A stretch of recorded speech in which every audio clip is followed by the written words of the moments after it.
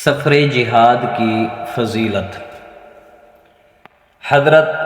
ابو عبس عبد الرحمن بن جبر رضی اللہ تعالی عنہ سے روایت ہے کہ سیدنا رسول اللہ صلی اللہ علیہ وآلہ وسلم نے ارشاد فرمایا: مغبرت قدم عبد فی سبیل اللہ فتمسہ النار۔ یہ صحیح بخاری شریف کے اندر یہ حدیث موجود ہے، یعنی جس بندہ مومن کے قدم راہ خدا میں غبار آلود ہوں، اس سے جہنم کی آگ نہیں چھوئے گی، اسے جہنم کی آگ کچھ نہیں کرے گی۔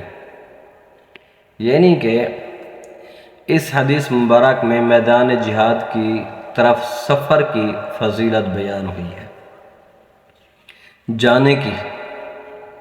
جو مجاہد جہاد کرنے کے لیے جاتا ہے تو جہاد کی نیت سے سفر کرنے والا مسلمان آتش دوزخ سے محفوظ رہتا ہے۔ جب سفر جہاد کی یہ شان ہے تو جہاد کرنے کا کس قدر اجر و ثواب ہوگا۔ تو آج کل ویسے بھی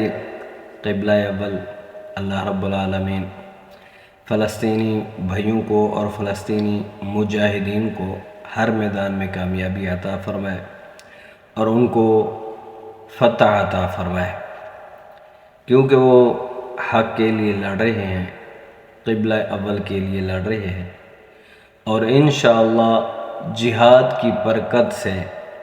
اللہ رب العالمین ان کو کامیابی عطا فرمائے گا اور اسرائیل انشاءاللہ نیست و نابود ہوگا۔ تو یہ جب جہاد کرنے والا جہاد کرتا ہے، جہاد کر رہا ہوتا ہے، لڑ رہا ہوتا ہے اللہ تعالیٰ کی رضا کے لیے، تو جب اس کو تیر، تلوار، نیزہ یہ لگتا ہے، شہید ہو رہا ہوتا ہے، تو اس کو زخم درد کر رہے ہوتے ہیں، تو اتنے میں اللہ رب العالمین اس شہید کو اپنی زیارت کراتا ہے۔ جب وہ شہید اللہ رب العالمین کو دیکھتا ہے، وہ پھر اپنا درد، اپنا زخم، اپنا سب کچھ بھول جاتا ہے، وہ اسی میں مستغرق ہوتا ہے اللہ کے دیدار میں۔ تو جب وہ اس دنیا سے چلا جاتا ہے، پوچھا تو سب سے جائے گا، ہاں بھئی واپس جانا ہے، تو شہید کہے گا باری تعالیٰ پھر میں جانا چاہتا ہوں،